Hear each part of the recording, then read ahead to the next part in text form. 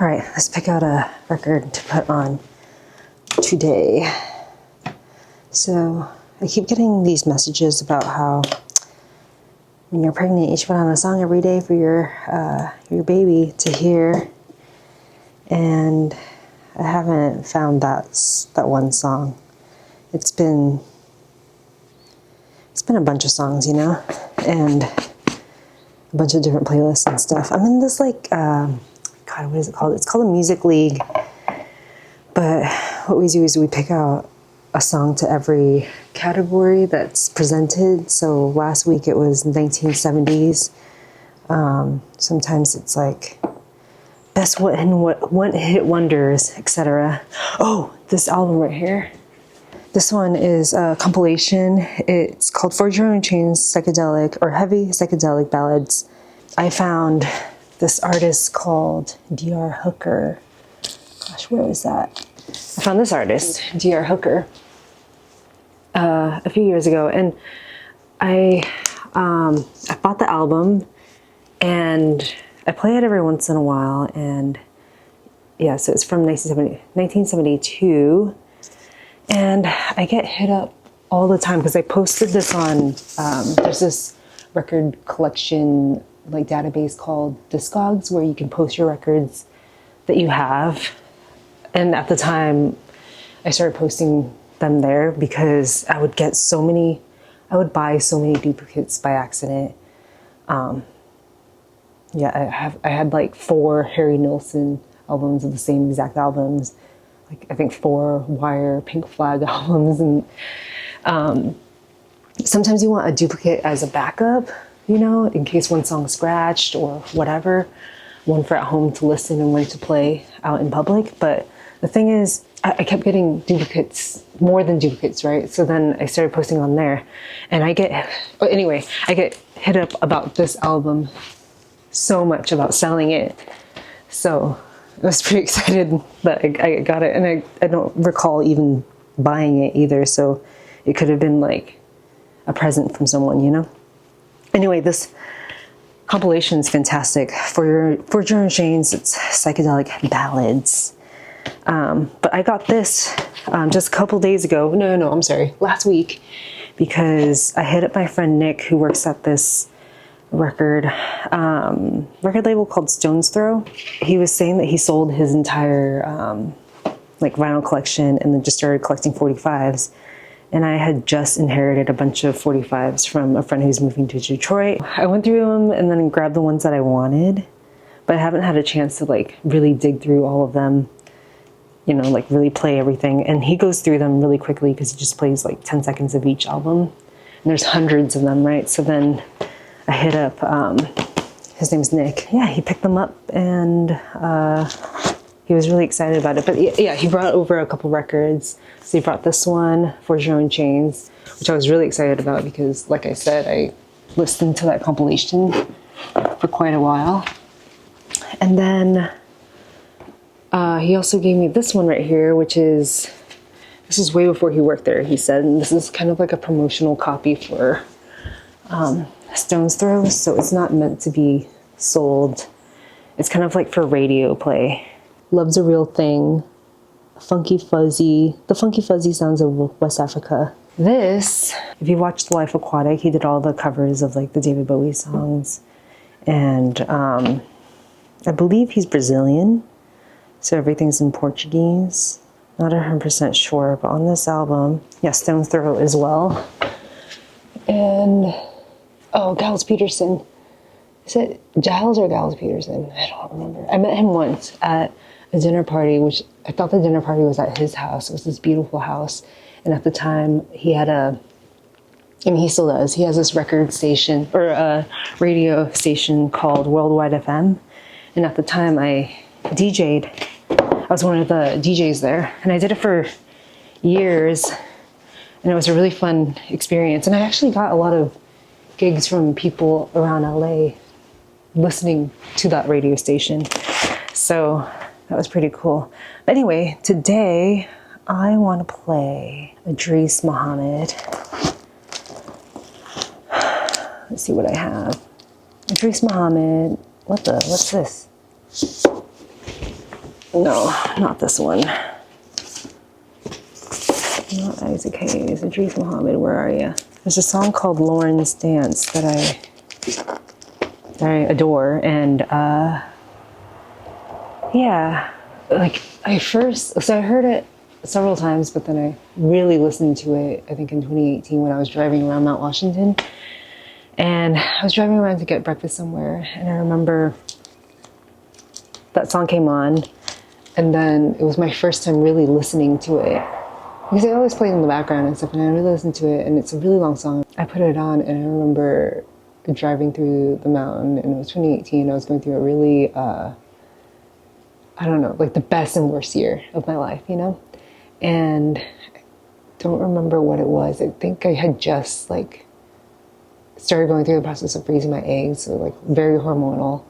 And that song was playing, and then I parked the car, and I think the song had just begun. And I just sat there and listened to the entire, oh, you know what? It's not here because it's my record bag. Hang on. These are the 2 bags I pulled for the last time I DJ'd at Good Housekeeping. Before the last time I played, I'd been going through a process of just like playing half the songs on vinyl and half the songs on aux cord.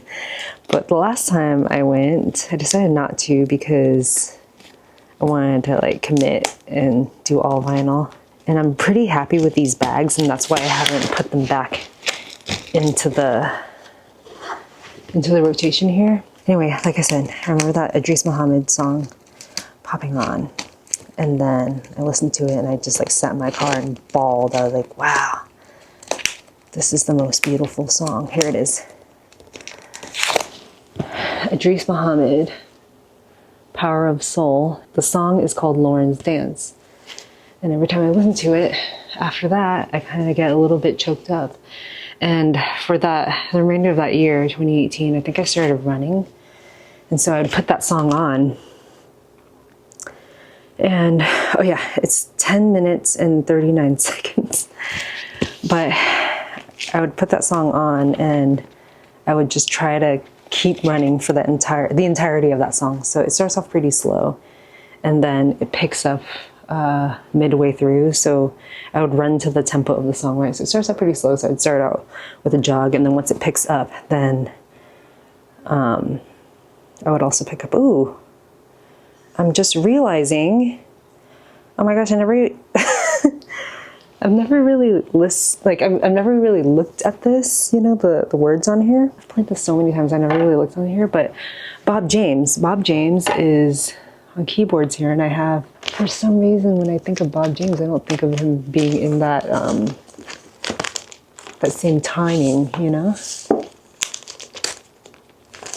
Here we go, Bob James. There's 2 that are really good, and these are sampled heavily in the hip-hop world, or golden era hip-hop. Let's play this Idris Muhammad album. If you listen to Paul's Boutique, it's the first sample that they used in that album. It was on 45. Okay, I have to pull this off because I don't want to get licensing issues. Hello, vlog. I posted my pregnancy announcement yesterday on YouTube and on Instagram. Today is Monday, and I'm 21 weeks pregnant. Jason and I are, and yeah, we're just really excited and got a lot of nice comments from people leaving really nice messages. So thank you so much for all the kind words. It's a pretty busy week ahead. I mean, last week was really busy also, but this week is, let's see. Ooh, you know what? Busy but fun. I will say, I'm looking through my calendar right now. Busy but fun. My cousin Amy, yesterday, I went over to my aunt's house because in the Vietnamese tradition is that you celebrate a funeral, or the celebration of a funeral is sometimes 50 days after the death date, and then also again 100 days, which is more important, I think. And so my grandma passed away 100 days ago. And so we all gathered at her cemetery and did some prayers, and then went over to my aunt's house, and I got to hang out with my whole family and see everyone. And it was a lot of fun just to get everyone together. And I always have so much fun with my family. And I got like a bunch of stuff. I have a sister who just gave birth like 5 months ago. She's been giving me a lot of stuff because her baby's outgrown a lot of his clothes. So we basically have an entire wardrobe for the first like 3 months. And then she was saying that these things are really helpful, which is kind of graphic, but it's something that goes on top of your boob because the first, like when you're breastfeeding, you'll leak, and you'll leak up to like, I mean, she says it could be endless, but whenever she puts these on, she can leak about like 4 ounces in just a period of a couple hours. And I remember watching Sex and the City, and Miranda was pregnant, and then her boobs were leaking, and I think Samantha was like, oh, that's so gross or whatever, you know? And I remember thinking, oh my gosh, I'm definitely gonna breastfeed, so that's gonna happen. So that was like a major concern, but I guess these are gonna be helpful. I just need to wash them because they're kind of like grody a little bit. Kind of reminds me of like a Diva cup, you know? Anyway, my aunts just got back from Vietnam. A lot of them went to Vietnam for my cousin Bruno's wedding. He's French, but his wife is Vietnamese, and she's from Hanoi. They brought back some stuff, but this was what they were like really excited about for some reason. It's this Himalaya salt, exclusive for the Vietnam market, and it is a mint candy lemon flavor. They described it as cough drops. Jason said it was delicious, so yeah, I'm excited to try one. And then I made my cousin Riley a bunch of matcha bowls because he's a barista and he loves matcha. He drinks it every day. And I saw him using these like Corelle bowls that are very popular in Asian households. And it doesn't have a pour spout. So then I asked him, like, what does he look for when he is trying to make matcha? And he's like, pour spout, you know, obviously something that you can hold in one hand and stuff. And I had one that I really like from Little Match Studio. But because I'm a ceramicist, I was like, you know what, let me just make him a bunch of different shapes, different colors, different textures so that he can try it out. And so when he came back, he gave me, us as in me and Jason, but Jason doesn't really drink matcha. He got 2 things of matcha for us. Yeah, really excited about this. I haven't had matcha in so long, so this is going to be a delicious treat. Ooh, there's more info on this. Very nice. Yesterday when I was with my family, my cousin Amy asked me if I have any pregnancy cravings. And in the beginning, I think one of you spotted this, but in the beginning, I really wanted fast food fried chicken. And then, I mean, I always crave this even when I'm not pregnant, but I always crave boiling crab, like a seafood boil. And it could be that it's just all over my Explore page, or maybe because I watch a couple videos and now it's completely all over my Explore page. That's all I think about whenever I'm craving something super salty, seafood. And yeah, and a lot of people don't like seafood boils because I get it. It's a lot of work. It's like pistachios, you know, but even messier. And it's a lot of work, and it doesn't seem like that rewarding because you get just a little morsel of seafood. But when I was younger, my mom would have a lot of crab boils in our backyard, and I remember just loving it, you know?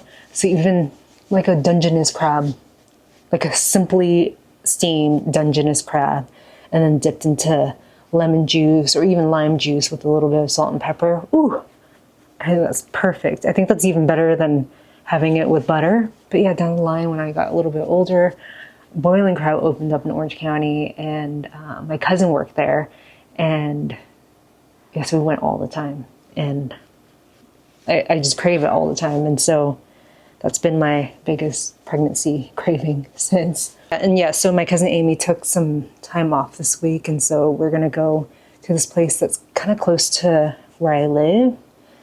And I went there a couple weeks ago with my friend Nick because he found it, and I forgot that he really likes boiling crab and that kind of like seafood boil kind of stuff, Cajun style seafood. And so we went. I really liked it, and I haven't stopped thinking about it. And so Amy was like, "I'll come and then we can go have lunch and enjoy it." And so she's coming, and I'm so excited. It's fantastic because the location is super close to me, and it's delicious, and it's not like as expensive as boiling crab. It's fresh, and I don't know, it just tastes so good. So I'm really excited to have that today. All right, so I'm here with my cousin Amy, and we got, what do we get? Shrimp, corn, clams, crawfish obviously, but then it comes to potato. Yeah, we got a lot of food. We might have leftovers. I'm gonna try making that matcha this morning. So I pulled it out of the fridge. This is the one that my cousin said is good for people who aren't like that established in the matcha world yet. It says good for everyone. I got this from a little Australian matcha shop a while ago, and I kind of want to keep it in here because it covers, or it helps UV light not penetrate within the matcha. Okay. Wow, look at this. So I brought my little matcha station over. It's this right here. I'm soaking the whisk right now in hot water and then boiling some more water. I got this from Rocky's Matcha with Say Beauty. They did a collaboration, and this is to keep your matcha whisk on so that it doesn't distort the shape of the matcha whisk. And then it also came with this little sieve, and then also a measuring scoop right here. Oh no, there's this thing. I don't know what to do. Okay, pop that to the side. Okay, so I poured out the water. So I have a warm matcha bowl and a warm whisk. This matcha bowl is made by Elena from Little Match Studio. She's a ceramicist who goes to the studio that I go to. And then I'm going to do 2 scoops. I remember having a little wooden scoop thing. I don't know where it is. Yeah, like this. Pour some hot water in. Not boiling. Damn it, I used to know the measurements. Now I don't, because I haven't done it in so long. But just do little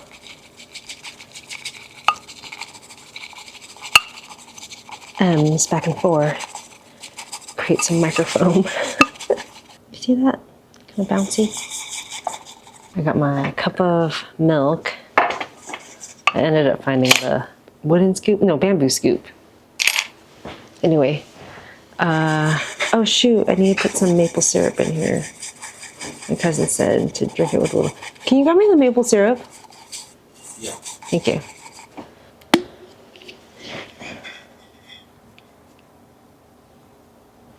Nice. Maybe a little bit more. Come on. Yes.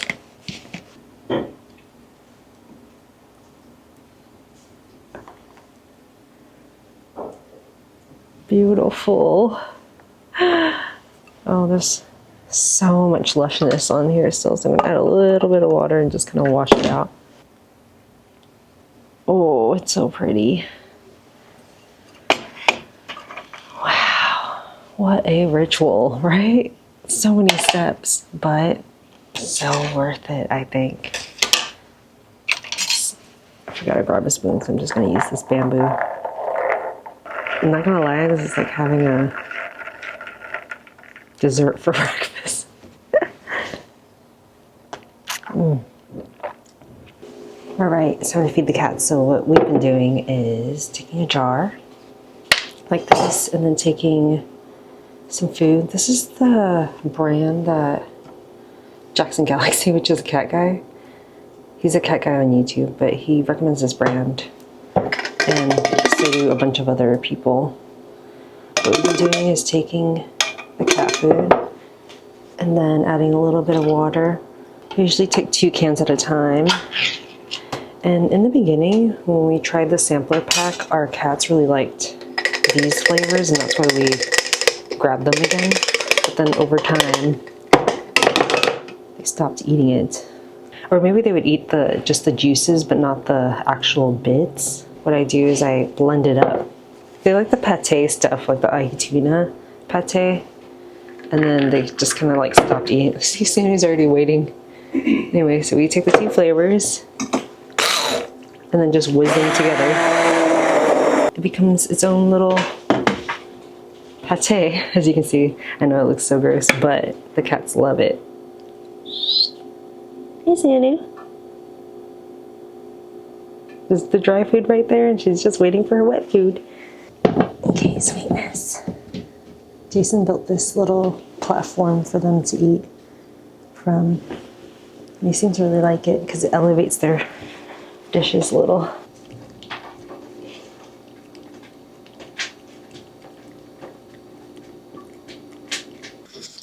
All right, so I've been teaching these air dry clay classes for Sculpt, which is like an air dry clay company, and I've been picking up more classes because I guess it's the end of summer, beginning of fall. So yeah, this is basically my setup. So I have my computer propped up a little bit, and then I have the bags of clay, as you can see, and then a bowl of water, or a cup of water, some tools, napkin, little board to place my stuff on, my tea, water, some examples. No, actually these aren't examples. I'll get into that later, but I also have some fruit here that Jason just cut up. But the first step of every class is to take your your clay. It comes in a block, a rectangular block in this bag, and you have to wake up the clay. So you have to smack it into a ball in order to get it to kind of rehydrate in a way, because it brings the clay. A lot of people will wedge it so that it brings the moisture from inside the clay outside and then redistributes the moisture in a way. I don't want to teach people how to do that because it requires a lot more surface space. And so what I do is I have everyone just smack it into a ball. Jason had the brilliant idea of like smacking it into or taking it off camera, and then after you smack it into a ball, I usually show them okay, so it should be this perfect little ball, right? Instead, just popping in and showing them this and be like, it should look like this. We'll see how it goes. But yeah, I'm excited to start this class. I have 2 classes back to back and then 1 class later on. I want to set up for my class, so I'll talk to you in a bit.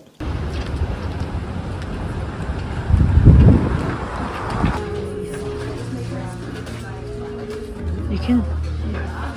$1, damn. How much are they normally? Well, remember the very small ones like this? Yeah. If you go to Joann's or something when they're still open, that would be not on discount, $4. I don't know. Damn. Look at this. Oh, these. I actually need this. Yeah. So it feels. Oh, that's nice. Yeah, I don't know if it's the right material or not, but I like the look of it. I'll have to ask what it's made out of. Oh, yeah.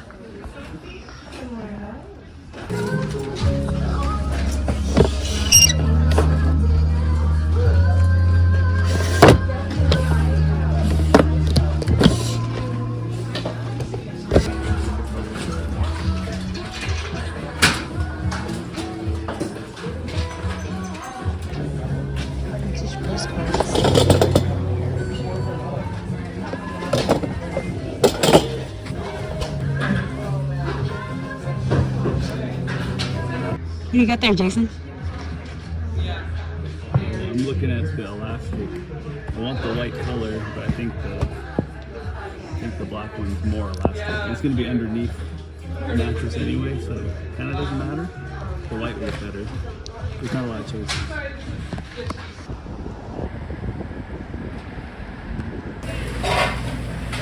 So you thought you were done? Gravy and jus. Au jus. Oh, these are all the locations.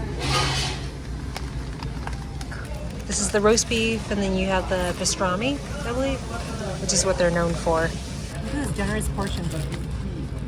It's beyond generous. It's like family size. This could be an entire meal. Oh, one person. I'm sure it's meant to be, Christine. That's what a normal person would do. I do the gravy first.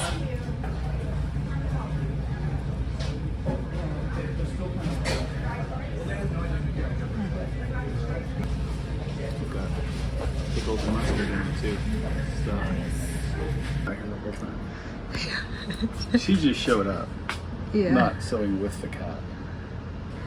Okay, what are you working on?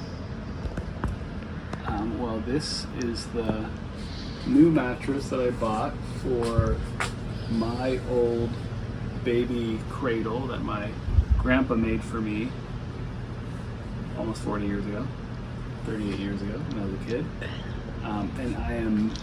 So we got a new mattress, threw away the old mattress because it was nasty, got a new mattress, and I'm sewing sheets for it. Yeah, matching thread. This was 50 cents. Oh, you got it there too. Okay, cool. Yeah. Got a bunch of elastic. All of this was $4, 12 yards of elastic. Oh, great. Another 4 for the black elastic. Yeah. Good job. Just got back from our adventure. I taught 2 classes, not just one. 2 classes this morning. And the first one was fun. The second one was kind of exhausting because there were a lot of technical issues on their end. And that sucked. Anyway, then we went to this place in Pasadena called Remainders afterwards. And I wanted to get some thread. There's a corner of this rug that's beneath me that's a little bit frayed. And so I wanted to go over the corner. And I knew that it was red, and I took a photo of it, but obviously I should have torn out a little bit of that red and looked for a color that matched. I think this is the most similar. Yeah, it's a little bit more dull than that. So it's not the perfect match, but you know, it's okay. It'll be okay. It'll look like a repair job, which is not necessarily a bad thing. Yeah, Remainders is a creative reuse thrift store, basically. And they had a bunch of stuff in there that I knew I needed around the house, like these things for embroidery. Like whenever I do those stuffed animals, whenever I'm sewing the face in, the face oftentimes will pucker, and that sucks. So it's nice to have something like this where you lay the fabric in and then it keeps the fabric kind of taut. I also got this pack of headbands. It's like 4 headbands for only $1. And what I want to do is, so on Bodhi's site, they have this teddy bear headband that looks super cute. And I found this fur looking fabric. It was only $1. And the back of it, here, let me show you. And then the back of it read Miranda. So I went up to Jason and I was like, Miranda? And he just looked at me like, oh my God. That might have been an employee's name, and he was literally in the middle of asking one of the sales associates to cut fabric for him.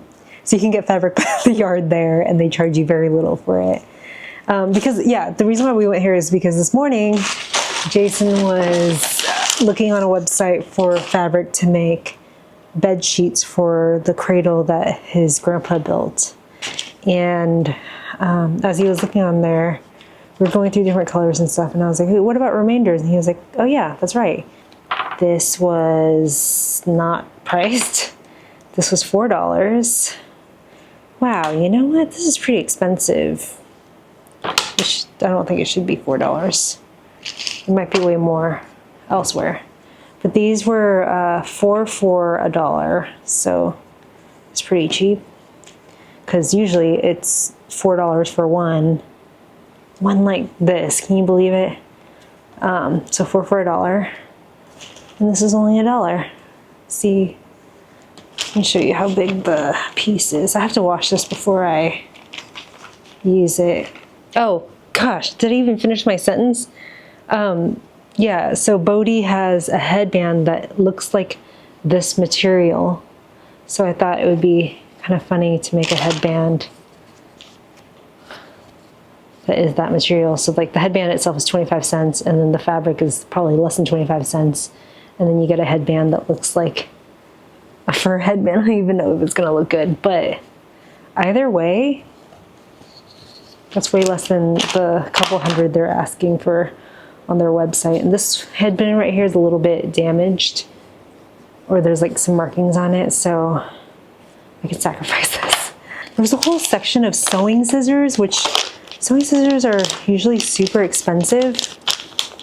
Scissors in general, like, I always need them. I need them in every room basically. And I found this one. There's a bunch of vintage scissors, but I found this one for only $1, and it feels super sharp.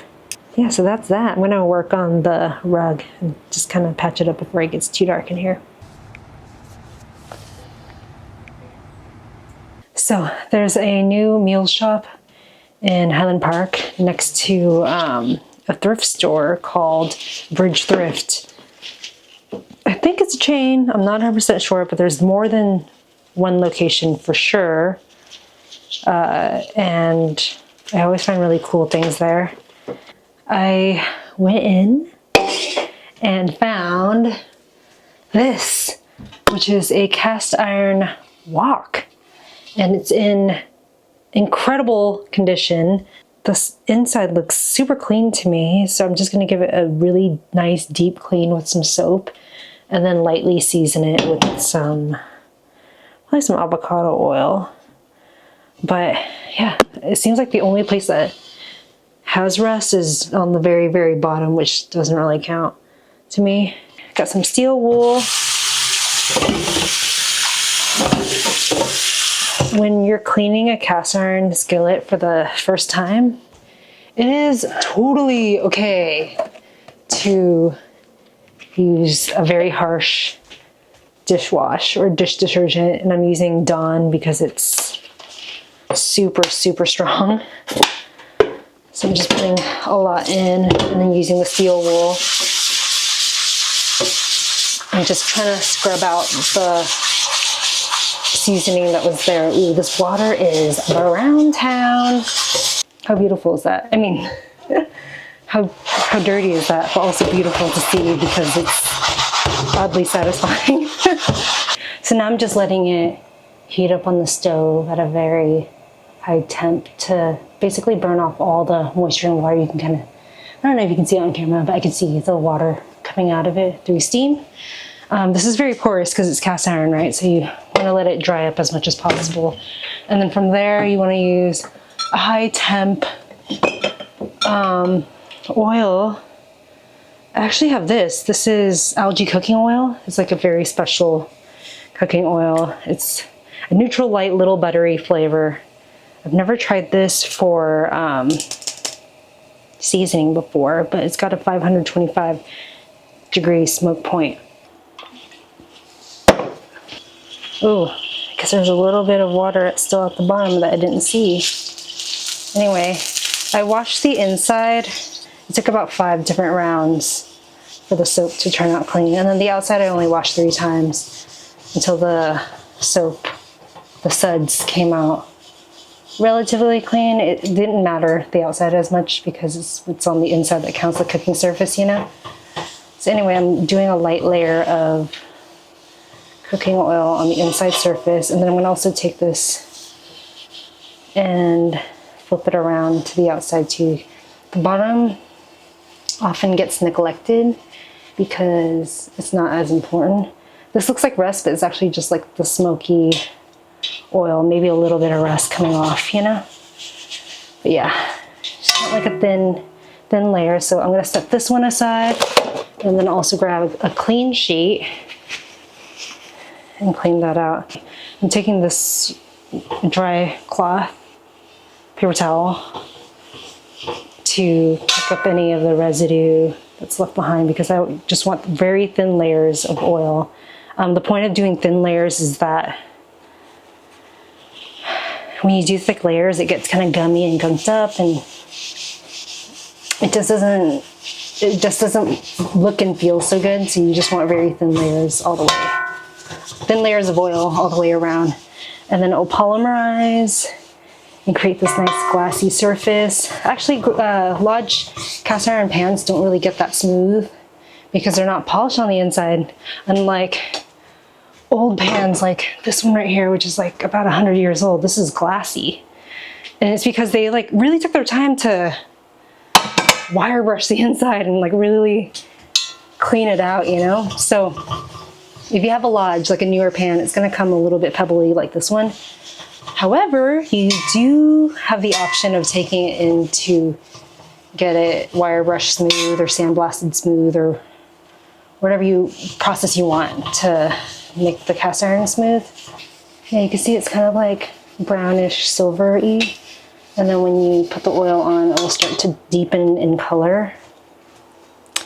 And then when you use it over and over and over again for hundreds of years or however many generations you have this for, I'm not gonna live for 100 years, it'll start to turn black, which is the end goal. Like, look how pretty that is. It has some eggs in it, but look how pretty that is, right? This one's over 100 years old.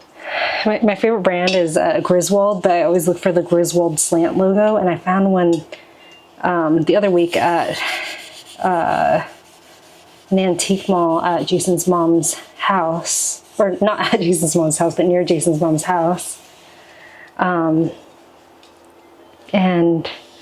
I'm so excited, but I have to like thoroughly clean that one because there's like flakes of bits coming off of it. As it cools down, the oil will polymerize, so it'll start to harden, and then you're gonna get this beautiful finish, you know?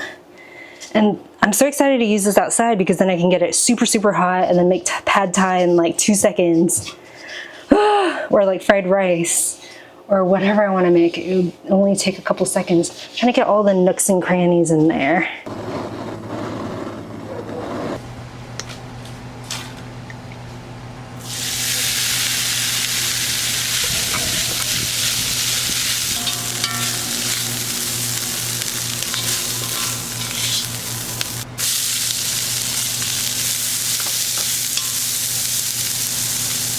Ooh, it smells good. Yeah. Nice not to worry about the smoke in the kitchen and just go for it on the high heat.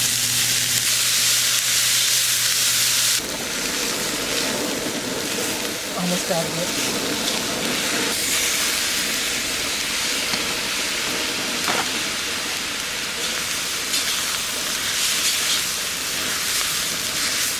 You can kind of see the crispy, what do you call it? Sokorat?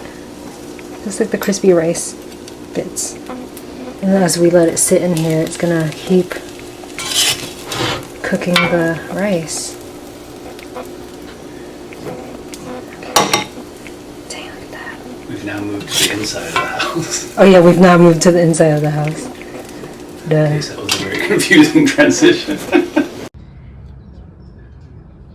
Oh, house tour? Do you want that house tour? Yes, absolutely. Whoa, the view from behind you too.